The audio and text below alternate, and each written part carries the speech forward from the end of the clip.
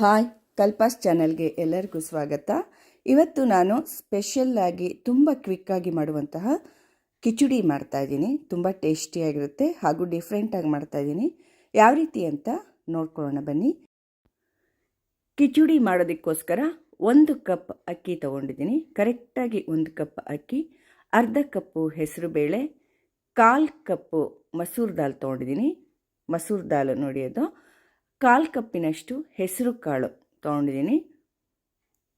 ಎಲ್ಲ ಕ್ಲೀನಾಗಿ ಈ ರೀತಿ ಮಾಡಿಕೊಂಡು ಈಗ ತರಕಾರಿಗಳನ್ನ ಹಾಕ್ಕೊಳ್ತಾ ಇದ್ದೀನಿ. ನೋಡಿ, ತರಕಾರಿ 1/4 ಬೌಲಷ್ಟು ಬೀನ್ಸ್ ಹಾಕ್ಕೊಳ್ತಾ ಇದ್ದೀನಿ.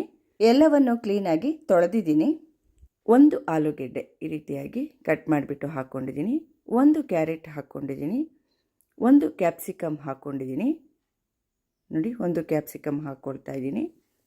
ಬಟಾಣಿ ಸ್ವಲ್ಪ ಹಾಕ್ಕೊಳ್ತಾ ಇದ್ದೀನಿ. ನಾನು ಇದು ಒಣಗಿದ ಬಟಾಣಿನ ರಾತ್ರಿ ನೆನೆಯೋಕ್ಕೆ ಹಾಕಿದ್ದೆ, ಅದನ್ನು ಹಾಕ್ಕೊಳ್ತಾ ಇದ್ದೀನಿ.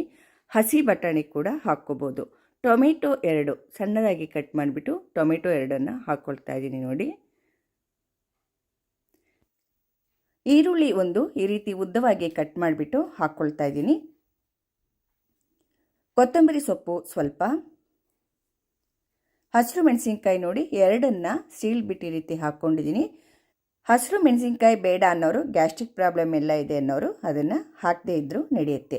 ಶುಂಠಿ ಬೆಳ್ಳುಳ್ಳಿ ಪೇಸ್ಟು 1 ಸ್ಪೂನಿನಷ್ಟು ಹಾಕ್ತಾಯಿದ್ದೀನಿ. 3/4 ಸ್ಪೂನು ಖಾರದ ಪುಡಿ ಹಾಕ್ಕೊಳ್ತಾ ಇದ್ದೀನಿ. ನೀವು ಹಸಿರು ಮೆಣಸಿನ್ಕಾಯಿ ಹಾಕಲಿಲ್ಲ ಅಂದರೆ 1 ಸ್ಪೂನ್ ಪೂರ್ತಿಯಾಗಿ ಹಾಕ್ಕೊಳ್ಳಿ. 1 ಟೀ ಸ್ಪೂನು ಧನಿಯಾ ಪುಡಿ ಹಾಕ್ಕೊಂಡಿದ್ದೀನಿ. ಗರಂ ಮಸಾಲ 1/4 ಟೀ ಸ್ಪೂನು, ಅರಿಶಿಣದ ಪುಡಿ 1/4 ಟೀ ಸ್ಪೂನ್ ಹಾಕ್ಕೊಳ್ತಾ ಇದ್ದೀನಿ. ಉಪ್ಪು ರುಚಿಗೆ ತಕ್ಕಷ್ಟು ಹಾಕ್ಕೊಳ್ತಾ ಇದ್ದೀನಿ. 1/4 ಸ್ಪೂನ್ನಷ್ಟು ಹಾಕ್ಕೊಂಡಿದ್ದೀನಿ. ಬೇಕಿದ್ದರೆ ಕೊನೆಯಲ್ಲಿ ನೋಡಿಬಿಟ್ಟು ಟೇಸ್ಟ್ ನೋಡಿ ಹಾಕ್ಕೋಬೋದು. ಎಣ್ಣೆ ಇವಾಗಲೇ ಹಾಕ್ಕೊಳ್ತಾ ಇದ್ದೀನಿ. ನೋಡಿ, ನಾನು 2 ಟೇಬಲ್ ಸ್ಪೂನ್ನಷ್ಟು ಎಣ್ಣೆನ ಹಾಕ್ಕೊಳ್ತೀನಿ. ಅಷ್ಟು ಹಾಕಿಲ್ಲ ನೋಡಿ, 2 ಟೇಬಲ್ ಸ್ಪೂನ್ನಷ್ಟು ಎಣ್ಣೆ ಹಾಕ್ಕೊಂಡಿದ್ದೀನಿ. ಎಲ್ಲ ಹಾಕ್ಕೊಂಬಿಟ್ಟು ಕ್ಲೀನಾಗಿ ಇವಾಗ ಮಿಕ್ಸ್ ಮಾಡ್ಕೋಬೇಕು. ತುಂಬ ಈಸಿಯಾಗಿ ಈ ಕಿಚಡಿ ಮಾಡ್ಕೋಬೋದು. ಟೇಸ್ಟ್ ಅಂತೂ ತುಂಬ ಟೇಸ್ಟಿಯಾಗಿರುತ್ತೆ. ಎಲ್ಲ ತರಕಾರಿ ಬೇಳೆಗಳು ಎಲ್ಲ ಹಾಕಿ ಮಾಡಿದ್ದೀವಲ್ವ, ಹೆಸರು ಕಾಳು ಕೂಡ ಹಾಕಿದ್ದೀವಿ. ಆರೋಗ್ಯಕ್ಕೆ ತುಂಬ ಒಳ್ಳೆಯದು. ತುಂಬ ಈಸಿಯಾಗಿ ಇದನ್ನು ಮಾಡ್ಕೋಬೋದು. ಕ್ಲೀನಾಗಿ ಈ ರೀತಿ ಎಲ್ಲ ಮಿಕ್ಸ್ ಮಾಡ್ಕೊಳ್ತಾ ಇದ್ದೀನಿ. ನೋಡಿ,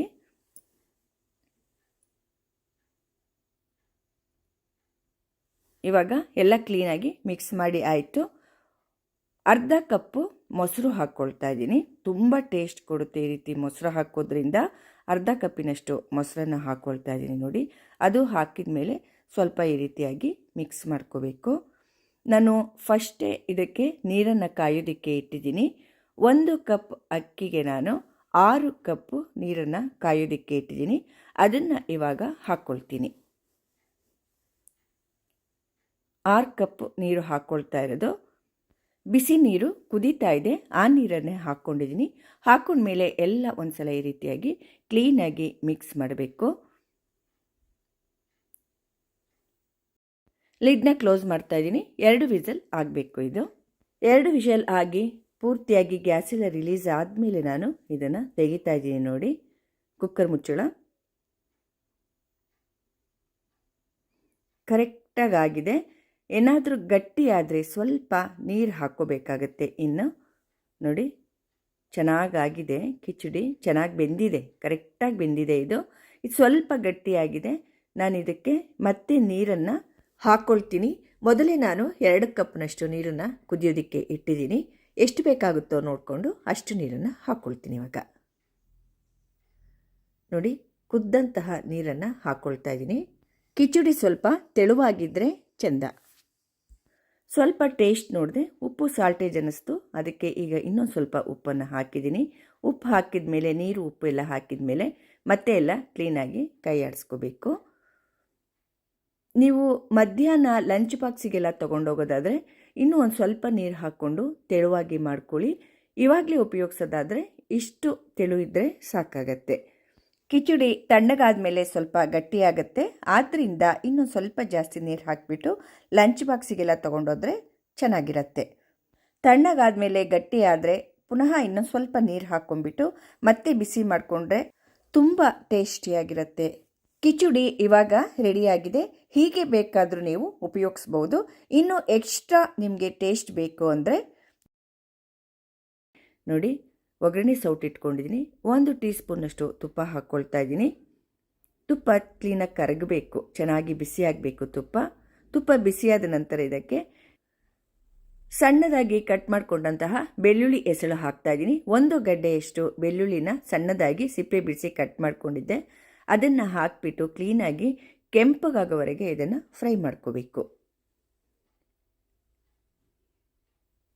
ನಿಧಾನವಾಗಿ ಕೆಂಪಗಾಗುತ್ತೆ, ಲೋ ಫ್ಲೇಮ್ನಲ್ಲೇ ಮಾಡ್ಕೊಳ್ಳಿ.